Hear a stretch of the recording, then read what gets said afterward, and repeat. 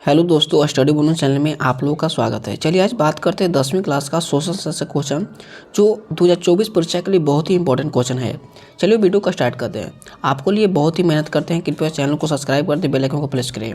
पहला प्रश्न है कि ब्रेस्ट लिटवास की संधि किन देश के बीच हुई थी? तो इसका ऑप्शन है रूस और इटली, बी ऑप्शन है रूस और फ्रांस, सी ऑप्शन है रूस और इंग्लैंड, डी ऑप्शन है रूस और जर्मनी। इसका सही ऑप्शन है कि ब्रेस्ट लिटवास की जो संधि हुई थी किस देश के बीच हुई थी?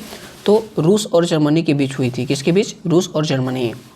दूसरा प्रश्न है कि मार्च 1946 ईस्वी में फ्रांस एवं वियतनाम के बीच होने वाली जो समझौता किस नाम से जाना जाता है? तो इसका ऑप्शन सही है जिनेवा समझौता के नाम से जाना जाता है। किस नाम से जाना जाता है? तो जिनेवा समझौता के नाम से जाना जाता है। तीसरा प्रश्न है कि पूर्ण स्वराज्य की मांग का प्रस्ताव कांग्रेस से किस अधिवेशन में पारित हुआ था? तो इसका ऑप्शन है सही 1929 लाहौर में। कब हुआ था? 1929 लाहौर में हुआ था। चौथा प्रश्न है कि वल्लभ भाई पटेल ने सरदार की उपाधि किस आंदोलन में दिया गया था? तो इसका ऑप्शन है बारदोली, बी ऑप्शन है अहमदाबाद, सी ऑप्शन है खेड़ा और डी ऑप्शन है चंपारण। इसका सही ऑप्शन, चौथा प्रश्न का सही ऑप्शन है कि वल्लभ भाई पटेल सरदार की उपाधि किस आंदोलन में दिए थे? तो बारदोली आंदोलन में दिए थे। पांचवा प्रश्न है कि भारत के लिए पहला फैक्ट एक्ट कब पारित किया गया था? तो इसका ऑप्शन है 1838, बी ऑप्शन है 1858, सी ऑप्शन है 1881 में, डी ऑप्शन है 1911 में। इसका सही ऑप्शन है कि भारत में पहला फैक्ट एक्ट कब पारित किया गया था? तो इसका सही ऑप्शन है 1881 में पारित किया गया था। छठा प्रश्न है कि पूंजीपति के वर्ग के द्वारा किस वर्ग का शोषण किया गया था? तो इसका सही ऑप्शन है, छठा प्रश्न का सही ऑप्शन है तो यानी श्रमिक वर्ग, मध्यम वर्ग और कृषक वर्ग, यानी इसमें से सही डी यानी सभी वर्गों का शोषण किया गया था। सातवां प्रश्न कि आधुनिक युग में अर्थव्यवस्थाओं के क्षेत्र में होने वाली सबसे बड़ी क्रांति कौन सी थी? तो इसका ऑप्शन सही है, सातवां प्रश्न का सही ऑप्शन है ए यानी वाणिज्यिक क्रांति। क्या था? वाणिज्यिक क्रांति। आठवां प्रश्न है कि भूमंडलीय की शुरुआत किस दशक से हुई थी? भूमंडलीय का शुरुआत किस दशक से हुआ था? तो इसका करेक्ट आंसर आठवां प्रश्न का सही ऑप्शन है 1990 के दशक में हुआ था। कब हुआ था? 1990 के दशक में। और इसमें बहुत ही इंपॉर्टेंट क्वेश्चन है जो आपको 2024 परीक्षा के लिए VVI क्वेश्चन है। क्या है? VVI question. और अगला प्रश्न है कि 9वां प्रश्न है कि गुटेनबर्ग के सर्वप्रथम किस पुस्तक की छपाई किया था? जो गुटेनबर्ग जो थे किस पुस्तक की छपाई किए थे? तो इसका सही ऑप्शन है बाइबिल पुस्तक का छपाई किया था। 11वां प्रश्न है 10वां प्रश्न है कि विश्व में सर्वप्रथम मुद्रण की शुरुआत कहाँ हुआ था? विश्व में सर्वप्रथम मुद्रण का शुरुआत कहाँ हुआ था? तो इसका सही ऑप्शन है करेक्ट आंसर यानी मुद्रा का शुरुआत कहाँ हुआ था? तो चीन में हुआ था। कहाँ पे? चीन में हुआ था। 11वां प्रश्न है कि मेढक के प्रजनन प्रक्रिया को बाधित करने वाला रसायन कौन सा है? तो इसका सही ऑप्शन है 11वां प्रश्न का सही ऑप्शन है सी यानी एंड्रिल। एंड्रिल जो एक ऐसा रसायन है जो मेढक को प्रजनन प्रक्रिया को बाधित करता है। 12वां प्रश्न है कि बिहार के अति जल दोहन से भूमिगत जल की किस तत्व का संकेंद्रण बढ़ा? इसका सही ऑप्शन है 12 प्रश्न का सही ऑप्शन है सी यानी आर्सेनिक के तत्व का संकेंद्रण बढ़ा।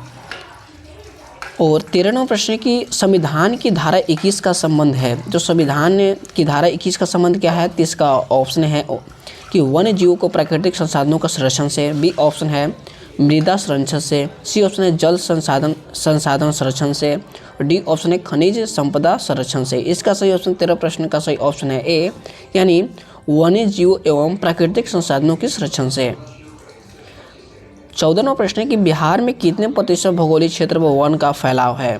तो इसका ऑप्शन है 15, बी ऑप्शन है 20 और सी ऑप्शन है 10 और डी ऑप्शन है 7। इसका सही ऑप्शन है 14 प्रश्न का सही ऑप्शन है तो कितने क्षेत्र पर वन का विस्तार है? तो 7% पर वन का विस्तार है। 15वां प्रश्न है कि एल्यूमीनियम बनाने के लिए किस खनिज का आवश्यक पड़ती है? एल्यूमीनियम बनाने के लिए किस खनिज का आवश्यक पड़ती है? तो इसका ऑप्शन है मैग्नीज, बी ऑप्शन है टीन और सी ऑप्शन लोहा और डी ऑप्शन है बॉक्साइट। इसका सही ऑप्शन है 15 प्रश्न का यानी बॉक्साइट का जरूरत पड़ता है। किस खनिज का एल्यूमीनियम बनाने में किया जाता है? तो बॉक्साइट को। 16वां प्रश्न कि भारत में किस राज्य में सौर ऊर्जा का विकास का सर्वाधिक संभावना है? तो इसका ऑप्शन है असम, बी ऑप्शन है अरुणाचल प्रदेश, सी ऑप्शन राजस्थान और डी ऑप्शन मेघालय। इसका सही ऑप्शन 16 प्रश्न का सही ऑप्शन है सी, यानी राजस्थान में सौर ऊर्जा का विकास का सर्वाधिक संभावना है। 17वां प्रश्न कि निम्नलिखित में से कौन छोटे पैमाने वाला उद्योग है? निम्नलिखित में से कौन छोटे पैमाने वाला उद्योग है? तो इसका सही ऑप्शन है जो खिलौना उद्योग है, जो छोटे पैमाने वाले उद्योग है। 18वां प्रश्न कि देश में कितने विशेष आर्थिक क्षेत्र विकसित है? देश में कितने विशेष आर्थिक क्षेत्र विकसित है? तो इसका ऑप्शन है 10, बी ऑप्शन है 7 और सी ऑप्शन है 15 और डी ऑप्शन है 5। इसका सही ऑप्शन है 18 प्रश्न का सही ऑप्शन है कितने प्रतिशत विकसित है? तो 7% विकसित है। 19वां प्रश्न है कि बिहार की सीमा में रेल मार्ग की कुल लंबाई कितनी है? जो रेल मार्ग की जो लंबाई है कितनी है? तो इसका सही ऑप्शन है 19वां प्रश्न का सही ऑप्शन है यानी कितनी है? तो 6283 किलोमीटर है। कितनी? 6283 किलोमीटर। 20वां प्रश्न है कि तलचीह की सहायता से किसी स्थान विशेष की माप गई ऊंचाई को क्या कहते हैं? यानी 20वां प्रश्न क्या है कि तलचीह से सहायता से किसी स्थान की विशेष माप की ऊंचाई को क्या कहते हैं? तो इसका सही ऑप्शन है 20वां प्रश्न का सही ऑप्शन है क्या कहते हैं? तो अस्थायी ऊंचाई कहते हैं। क्या कहते हैं? अस्थायी ऊंचाई। 21वां प्रश्न है कि जब हम लैंगिक विभाजन की बात करते हैं तो हमारे अभिप्राय होता है तो क्या होता है? तो इसका ऑप्शन सही है 21वां प्रश्न का सही ऑप्शन है बी, यानी समाज द्वारा स्त्रियों और पुरुषों को दी गई समान भूमिका। इसका सही ऑप्शन है बी, यानी समाज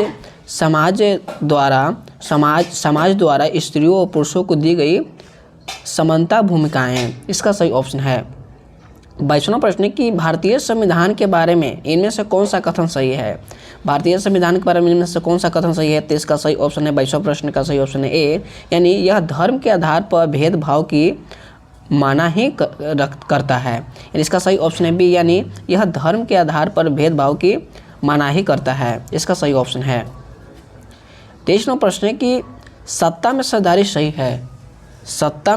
सही है क्योंकि इसका सही ऑप्शन है 23वां प्रश्न का सही ऑप्शन है डी, यानी विभिन्न समुदायों के बीच टकराव कम होती है। क्या होती है?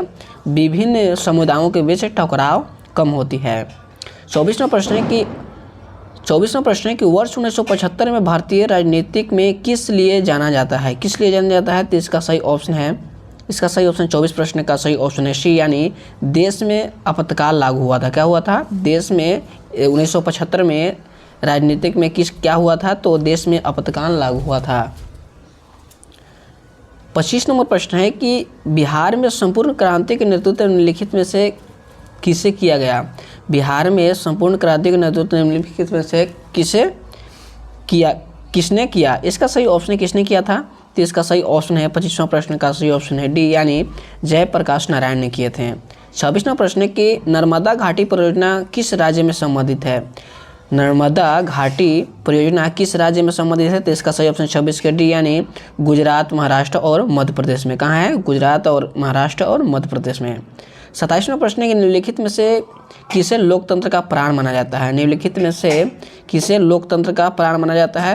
तो इसका सही ऑप्शन है 27वां प्रश्न का सही ऑप्शन डी, यानी राजनीतिक दल को लोकतंत्र का प्राण माना जाता है। 28वां प्रश्न है कि दल बदल कानून निम्नलिखित में से किस पर लागू होता है?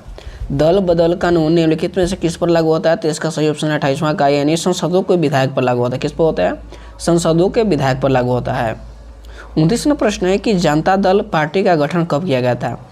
जो जनता दल पार्टी का गठन कब किया गया था? तो इसका ऑप्शन सही है 29 प्रश्न का सही ऑप्शन है सी, यानी 2003 ईस्वी में पारित हुआ था। यानी जनता दल पार्टी का गठन कब हुआ था? तो 1903 ईस्वी में हुआ था। 30वां प्रश्न के निम्नलिखित में से कौन सा अर्थव्यवस्था का प्राथमिक क्षेत्र कहा जाता है? तो प्राथमिक क्षेत्र किसे कहा जाता है? तो इसका सही ऑप्शन 30वां प्रश्न का है, यानी प्राथमिक क्षेत्र कृषि क्षेत्र को प्राथमिक क्षेत्र भी कहा जाता है। और 31वां प्रश्न के निम्नलिखित 31वां प्रश्न है कि जिस देश की प्रति व्यक्ति आय अधिक होता है वह देश क्या कहलाता है? तो जिस देश का प्रति व्यक्ति आय सबसे अधिक होता है तो वह देश क्या कहलाता है? तो विकसित कहलाता है। क्या कहलाता है? विकसित कहलाता है। 32वां प्रश्न है कि बिहार के किस जिले में प्रति व्यक्ति आय सर्वाधिक है? बिहार के किस जिले में बिहार के किस जिले में प्रति व्यक्ति आय सबसे अधिक है? तो इसका सही ऑप्शन है पटना में प्रति व्यक्ति आय सबसे अधिक है। 33वां प्रश्न है कि भारतीय केंद्रीय बैंक कौन सा है? भारत की केंद्रीय बैंक कौन सा है? तो इसका सही ऑप्शन है रिजर्व बैंक ऑफ इंडिया जो है भारतीय केंद्रीय बैंक है। 34वां प्रश्न है कि व्यवसायिक बैंकों का सर्वप्रथम राष्ट्रीयकरण कब किया गया था? 34वां प्रश्न है कि व्यावसायिक बैंकों का सर्वप्रथम राष्ट्रीयकरण कब किया गया था? तो इसका सही ऑप्शन है 34 प्रश्न का सही ऑप्शन है बी, यानी 1980 में किया गया था, 1980 में। 35वां प्रश्न है कि ऊर्जा का मुख्य स्रोत क्या है? ऊर्जा का मुख्य स्रोत क्या है? तो इसका ऑप्शन सही है 35 प्रश्न का सही ऑप्शन है ए, यानी ऊर्जा का मुख्य स्रोत क्या है? तो कोयला है। और 35वां प्रश्न से अपने वाणी को विराम देते हैं और स्टडी बोनस चैनल को सब्सक्राइब करें, बेल आइकन प्रेस करें और ज़्यादा से ज़्यादा शेयर करें। मिलते हैं नेक्स्ट वीडियो में। जय हिंद, जय भारत।